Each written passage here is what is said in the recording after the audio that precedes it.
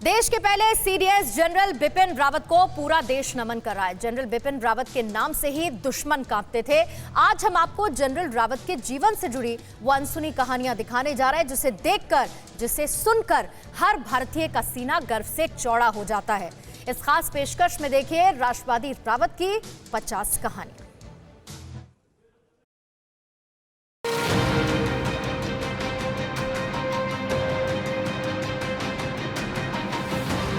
CDS Vipin Rawat शुरू से ही सेना के काफी अनुशासित सिपाही थे। उनके अंदर सीखने की ललक बहुत तेज थी। यही कारण था कि एक सैनिक के नाते अपनी हर ट्रेनिंग के दौरान वो अपना बेस्ट परफॉर्मेंस देते थे। बात साल 1978 की है, जब वो आईएमए यानी इंडियन मिलिट्री एकेडमी से पास आउट हुए थे। तब उन्हें देहरादून के आईएमए से पास आउट होने के बाद प्रतिष्ठित सॉर्ड ऑफ ऑनर अवार्ड से नवाजा गया था।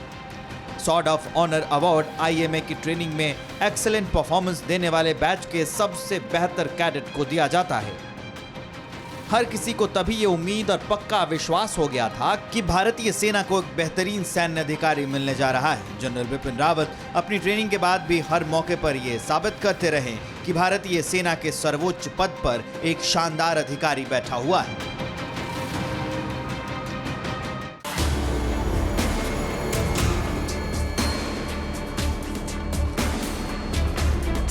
जनरल विपिन रावत का पूरा परिवार सैन्य परंपरा का ध्वजवाहक रहा है और कई पीढ़ियों से भारतीय सेना में अपनी सेवाएं देता रहा है। उनके दादा त्रिलोक सिंह रावत ब्रिटिश आर्मी में सूबेदार थे। उनकी तैनाती हिमालय के लैंसडाउन कैंट इलाके में थी। जनरल रावत के पिता लेफ्टिनेंट जनरल लक्ष्मण सिंह रावत भी कई सालों तक भारतीय सेना का हिस्सा रहे। जनरल रावत की पहली पोस्टिंग जिस बटालियन में हुई थी, उसी बटालियन में उनके पिता भी रहे थे। विपिन रावत की आर्मी सर्विस का सबसे भावुक पल तब था जब 6 दिसंबर साल 1978 में उन्हें 11वीं गोरखा राइफल्स की 5वीं बटालियन में पहली बार कमीशन किया गया था। उनके पिता को भी इसी बटालियन में पहली बार कमीशन मिला था। भारतीय सेना में भर्ती होने के बाद जनरल विपिन रावत ने देश के दुर्गम और अशांत इलाकों में लंबे समय तक काम किया।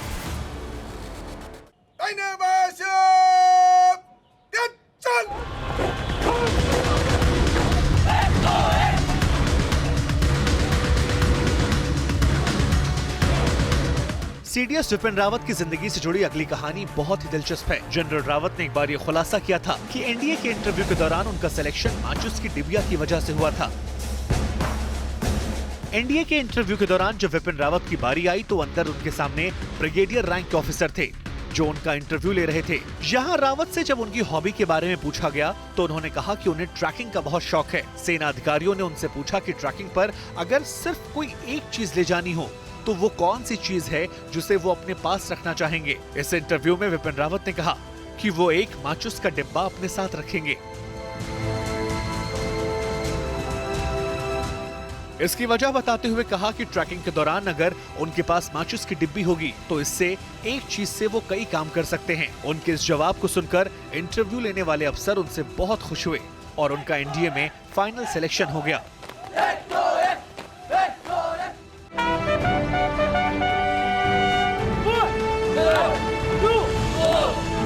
सीडीएस जनरल विपिन रावत की जिंदगी में खुखरी निशान काफी अहम था।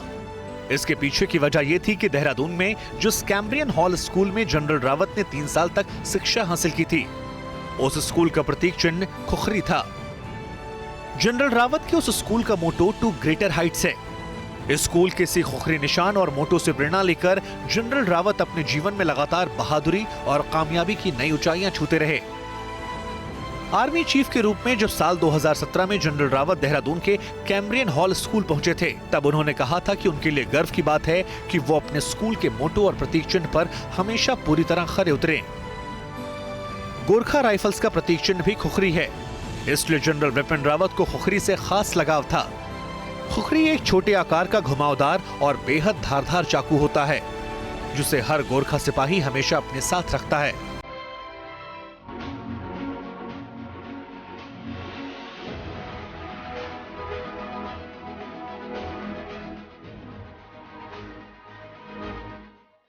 जनरल बिपिन रावत हर सैन्य स्टाफ की कितनी इज्जत करते थे, इससे जुड़ी कई कहानियां भी हैं। सैनिकों से जुड़ी कहानियों पर किताब लिखने वाली लेखिका रचना बिष्ट रावत ने एक घटना का जिक्र अपनी किताब में किया है। किताब के मुताबिक आर्मी चीफ रहते हुए एक बार general Bipin Rawat civil dress में ही अपनी निजी कार से दिल्ली के कैंट इलाके में अपने एक फौजी दोस्त के घर पहुंचे थे। आर्मी चीफ बिपिन रावत की कार जैसे ही कैंट के गेट पर पहुंची, उन्हें सुरक्षा ड्यूटी पर तैनात एक जवान ने रोक लिया। जनरल बिपिन रावत ने अपना परिचय देकर कहा कि वो chief of army staff Bipin Rawat हैं। तो इस पर जवान ने कहा कि अपने जिस दोस्त से वो मिलने आए हैं उन्हें गेट पर बुलवाएं। उनके दोस्त और आर्मी अफसर ने गेट पर आते ही सिक्योरिटी ऑफिसर से पूछा कि क्या तुम देश के आर्मी चीफ को नहीं पहचानते। इसके बाद आर्मी चीफ जनरल रावत ने अपने दोस्त को टोक दिया और सिक्योरिटी ऑफिसर की पीठ थपथपाई।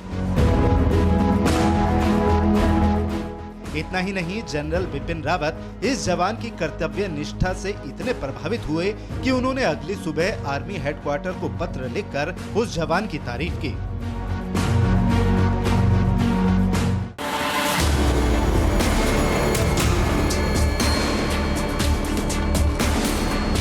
सीडीएस जनरल बिपिन रावत को बेहद भरोसेमंद सैन्य अफसरों में गिना जाता था।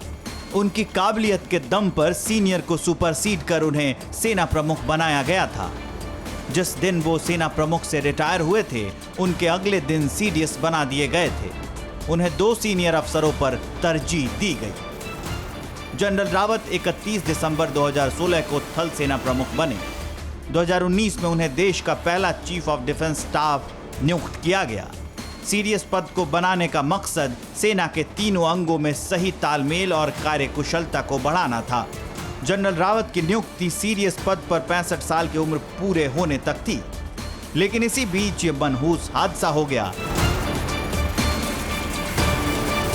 सेना प्रमुख बनने से पहले भी जनरल रावत ने पूर्वोत्तर में उग्रवाद को खत्म करने में अहम भूमिका निभाई थी।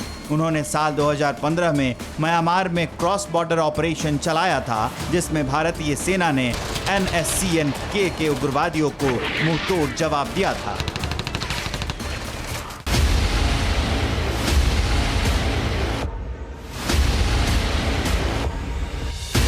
जनरल बिपिन रावत की स्कूली शिक्षा देहरादून से शुरू हुई थी।